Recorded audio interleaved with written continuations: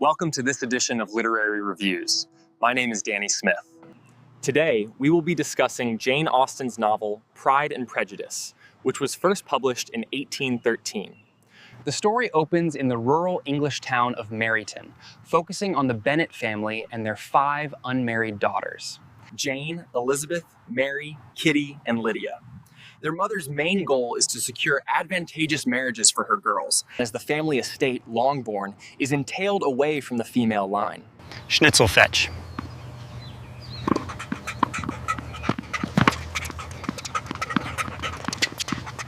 The community is stirred by the arrival of 2 wealthy bachelors, the amiable, outgoing Charles Bingley, who rents the nearby Netherfield estate, and his proud, reserved friend, Fitzwilliam Darcy. At a local ball, the groundwork for the entire story is laid. Bingley and the eldest, beautiful Jane, form an immediate attachment, while Darcy instantly offends Elizabeth by slighting her appearance. Darcy is an offensive, arrogant man. He barely acknowledges people and is certainly on the spectrum. That's no excuse, though.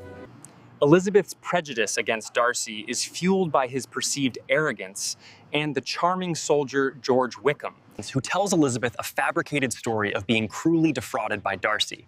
Elizabeth accepts Wickham's version of events without question.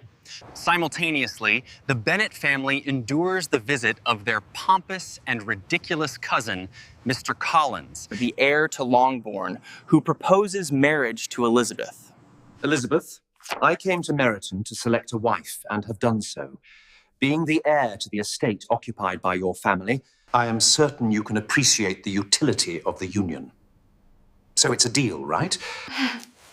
And nope.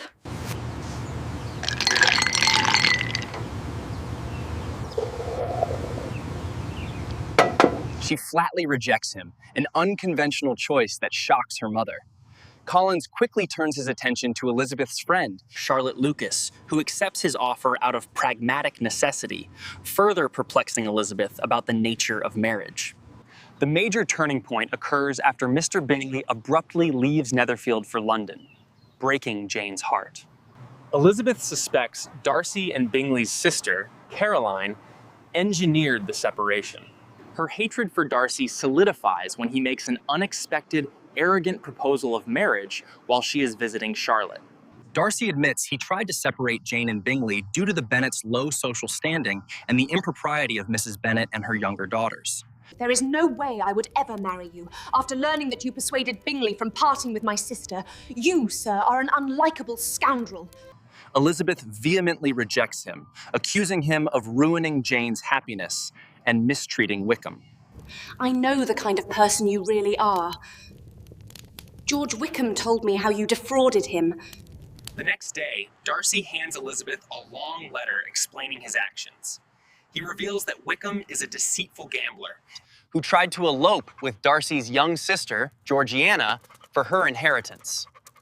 Darcy also clarifies his true reasons for separating Jane and Bingley, pointing out the Bennets' shocking lack of decorum.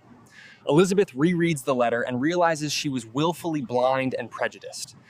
Elizabeth's perspective continues to shift when she visits Darcy's magnificent estate, Pemberley. Bruh, this dude be ballin'. Expecting to despise him, she finds herself impressed by his servant's devotion and his own unexpectedly kind and gentlemanly behavior. Darcy arrives home unexpectedly and treats Elizabeth and her aunt and uncle with surprising politeness. Their new, tender connection is suddenly interrupted by news that Elizabeth's youngest sister, Lydia, has eloped with Wickham, bringing ruinous disgrace upon the family. As you have heard, your brat sister Lydia thought she was mature enough to make decisions on her own. Why is it always the youngest? Darcy, realizing his own culpability in not exposing Wickham earlier, secretly uses his money and influence to locate the pair and to force Wickham to marry Lydia and pay off all his debts, thus preserving the Bennet family's honor. When Elizabeth learns of Darcy's heroic, selfless actions, her prejudice is entirely dissolved. Oh, Mr. Darcy. After his aunt, Lady Catherine de Bora, attempts to bully Elizabeth into promising never to marry Darcy, Elizabeth's composed refusal gives Darcy hope.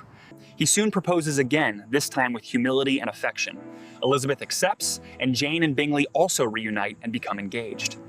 The novel concludes with the double wedding, demonstrating that happiness depends on overcoming one's own pride and prejudice. Thank you for joining us with this edition of Literary Reviews.